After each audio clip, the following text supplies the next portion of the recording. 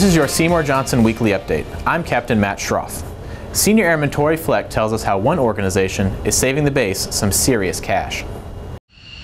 The Air Force is always trying to save money, and last year on Seymour Johnson Air Force Base, an office with just 3 airmen saved the equivalent of 15 Lamborghini Gallardos. $4.1 million, that's savings and avoidance that the base does not have to spend. Sergeant Chenault, Poussin, and Miller work for the Air Force Repair Enhancement Program, or AFREP office. And last year, out of their entire career field, these guys saved the most money. I've always been delighted to work here. I come to work every day just thinking about, what new stuff is going to walk through that door. They fix everything from jet parts to circuit boards. They even noticed my tripod was broken and had it working in 5 minutes flat. The personal satisfaction is a lot higher when somebody brings you something and you can fix it right on the spot and send it back out. And you know that you made their job easier. Essentially, they're the base's last-ditch effort at repair before throwing equipment away. In about an hour, I saved $8,000 turning out 4 serviceable 8mm tapes. And while their main mission is taking care of Air Force assets, they also do morale repairs on your personal items. Things like laptops, gaming systems, or even your cell phone. All they ask is that the next time something in your office is broken, call them before you throw it out. They love a good challenge. From Seymour Johnson Air Force Base, I'm Senior Airman Tori Fleck. Seymour Johnson recently kicked off Police Week, and one Security Forces member tells us why remembering the fallen is so important.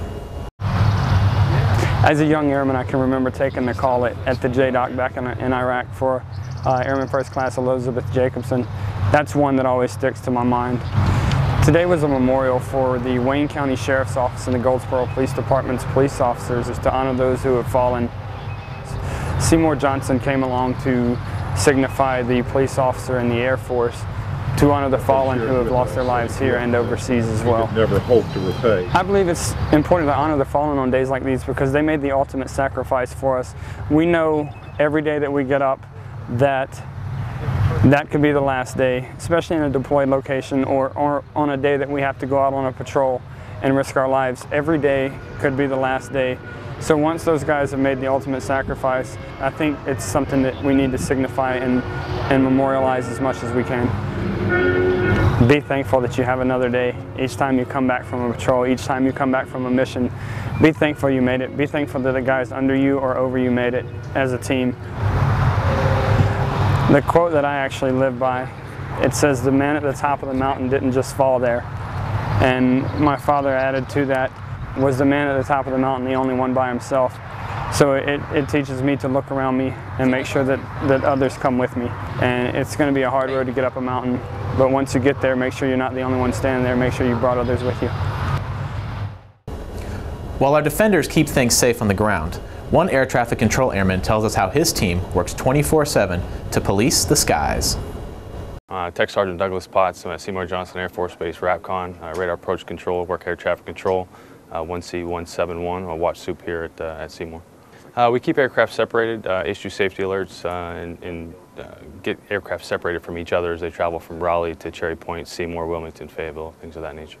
There can be anywhere from 1 to approximately 12, 13, 14 aircraft at once that we're talking to. Once it gets certain busy, then we split up to different sectors, and the sectors will talk to one aircraft, we'll talk to the other, or maybe 12, 13 aircraft each. We are here for safety, and we do here and do the best that we can with the number of people we have, and just to continue to support your military.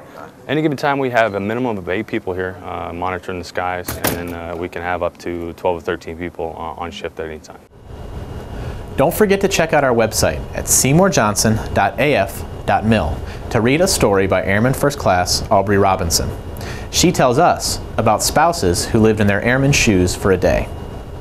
And World War II veteran Don Allen will visit the base Friday, May 18th. This legendary maintainer and artist, that's right, artist, is responsible for most of the 4th Fighter Group's nose art during the war, which now decorates the walls of the support center. Don't miss out. That's all for your Seymour Johnson Weekly Update. I'm Captain Matt Schroff. Thanks for watching.